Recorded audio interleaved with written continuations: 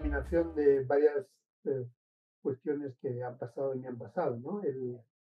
Lo primero fue el detonante. El detonante es el origen del libro, que es Amanda, ¿no? Y esa mujer que muere, y yo descubro en 2019 que llevaba en una noticia en el periódico que dice que llevaba 5 años muerta con su cuerpo momificado en una casa en Madrid. Y entonces, claro, a partir de ahí, Amanda se ocurre en ese mismo momento.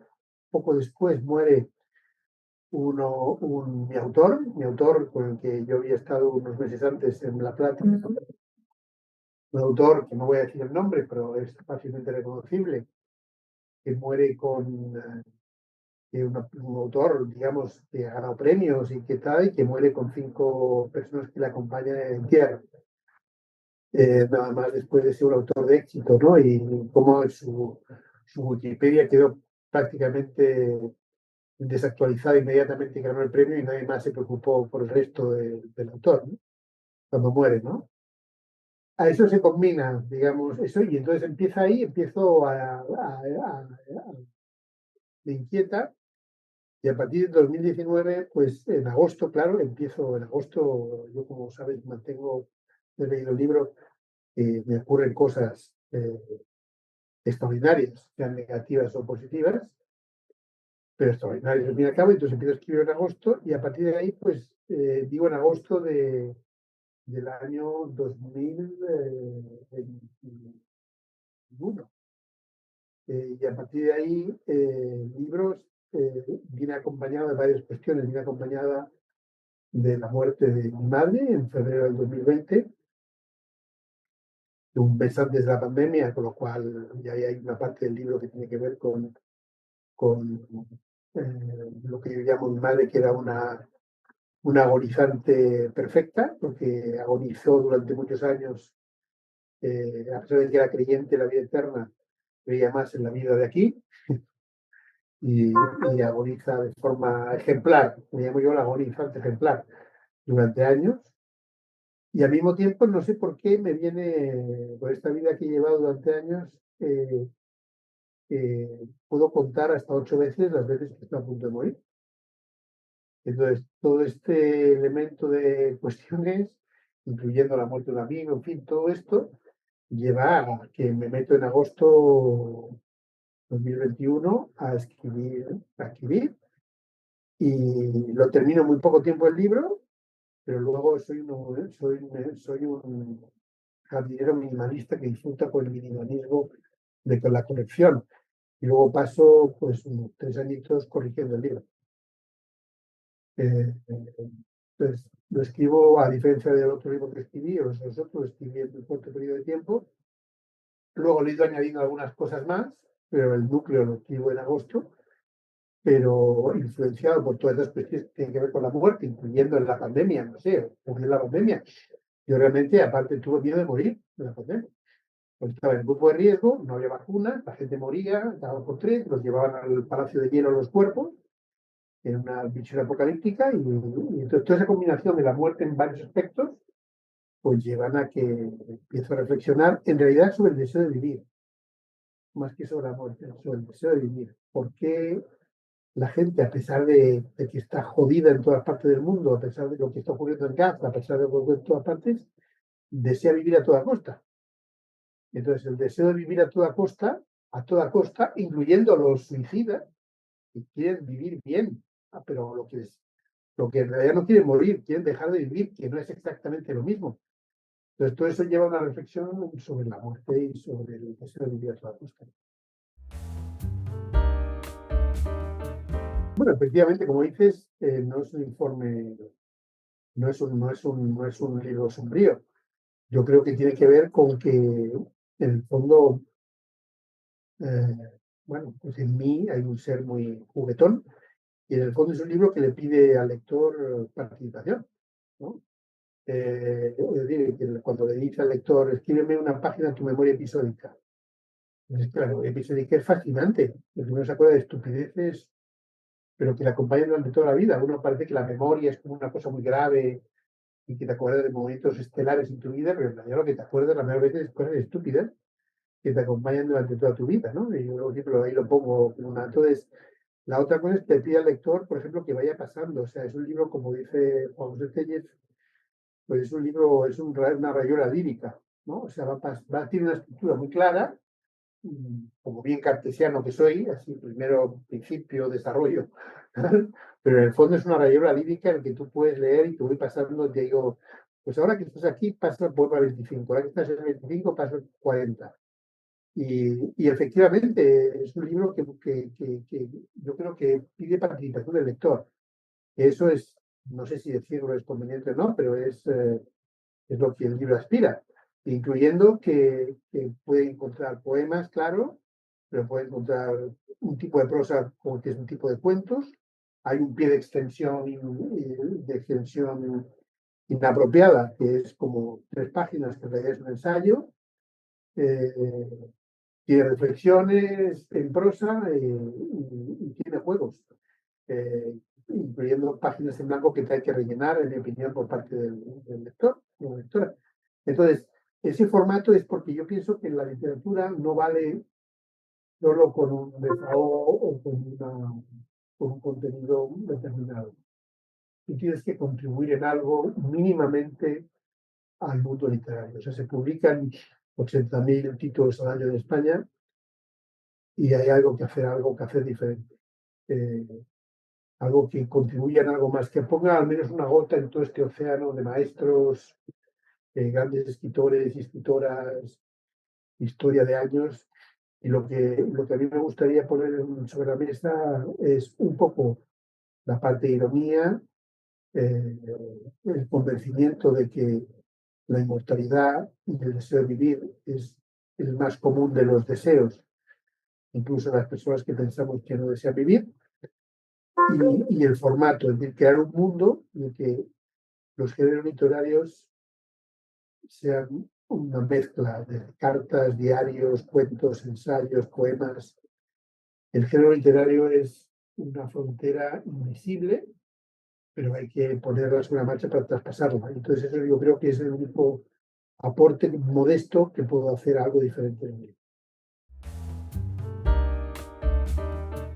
Bueno, mi primera aproximación a la inmortalidad es decir, a mí me gustaría que la inmortalidad se diera en vida. Te lo planteo con total sinceridad. Es decir, yo digo, pues, yo hasta aspiro a que la ciencia, en la que confío, nos lleve a una, por eso hablo de los telómeros, ¿no? Hay un poema dedicado a los telómeros, ¿no? Para mí la inmortalidad debe ser en vida. O sea, el problema es que vivimos cada vez más, pero vivimos cada vez más peor, ¿no?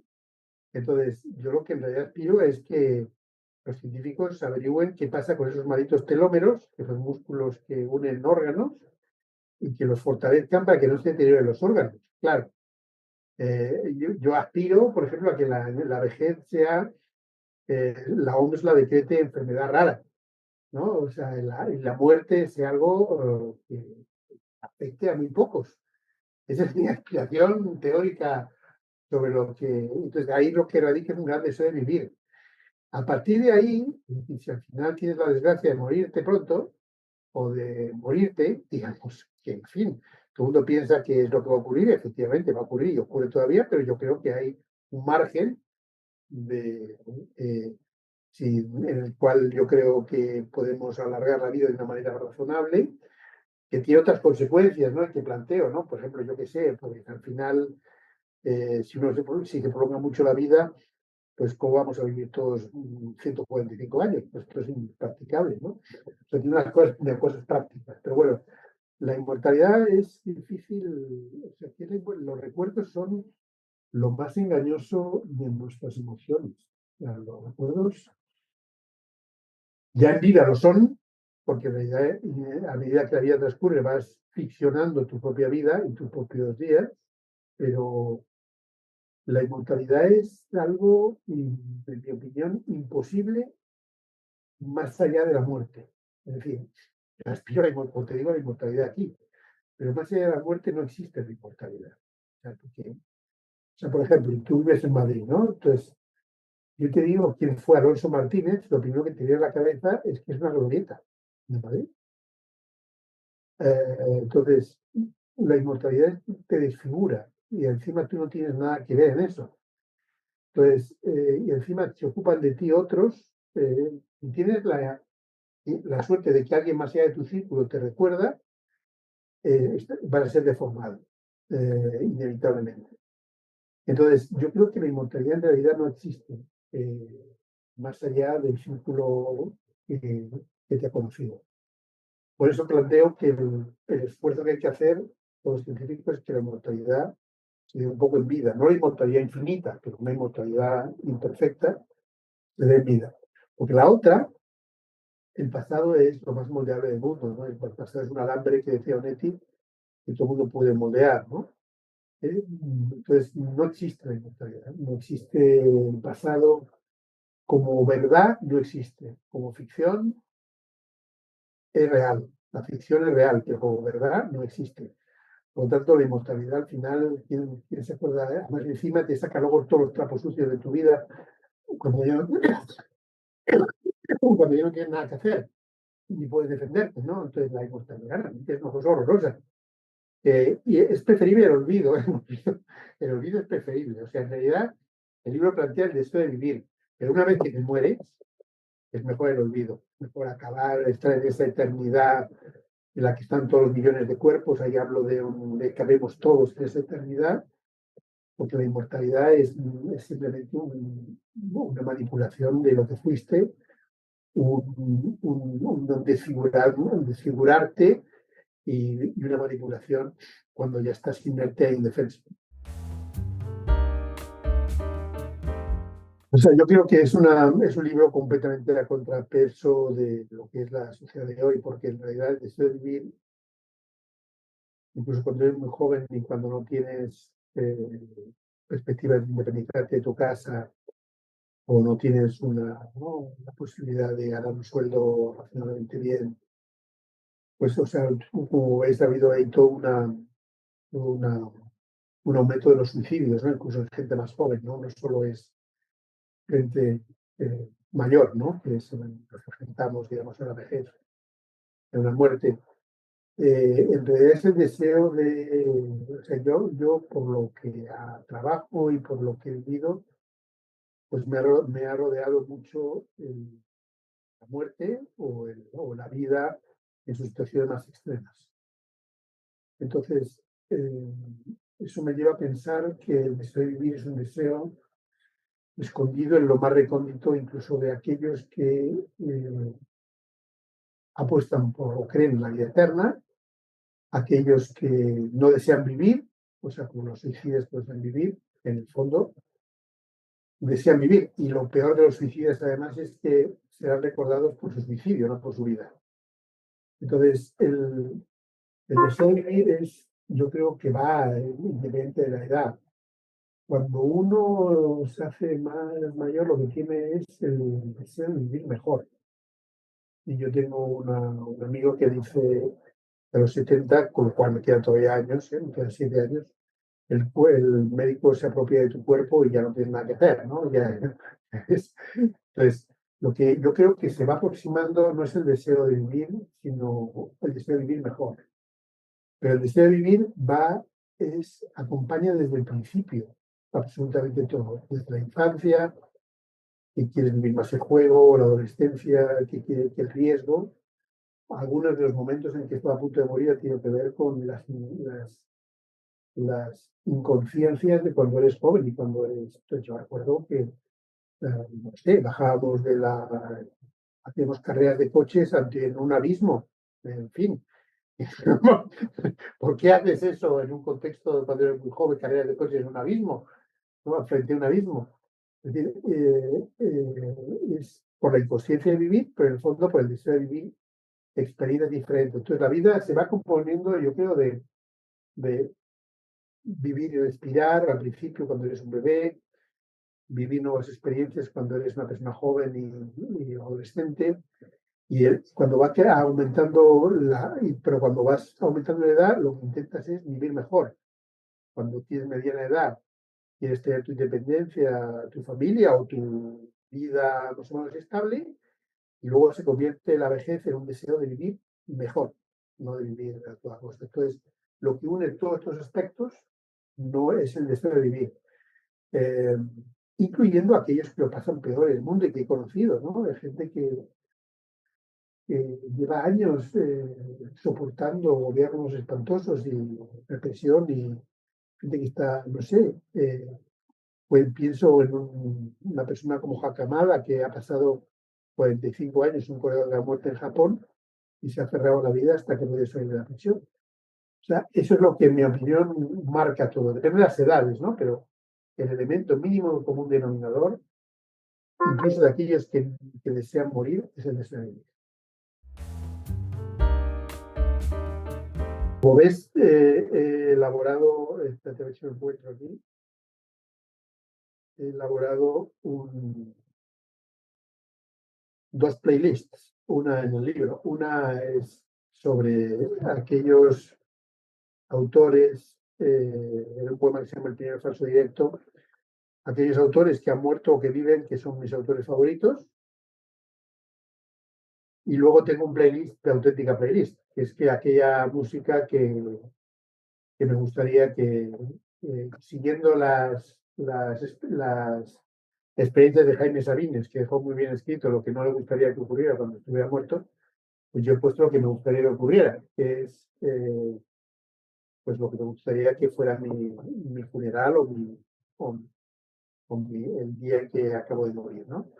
Entonces, en los libros de ese playlist hay varias cosas, ¿no? Pero hay gente que me gusta, ¿no? Eh, pues, o sea, una cosa que me impresionó muertos, porque me gusta mucho, es los diarios de Chirves. Los diarios de Chirves, que me he leído tres, pues es es un prodigio de autenticidad y de vida normal, exaltada y llevada a una vida extraordinaria. Así que eso me parece, porque vamos, Silver es una vida aburrida, pero exalta a partir de sus reflexiones, es como la cabeza convierte su vida aburrida en una vida extraordinaria. Por eso me parece, me gusta mucho y los diarios. De Rosana Cuaroni, a quien tengo la fortuna de conocer además, es La Casa Grande.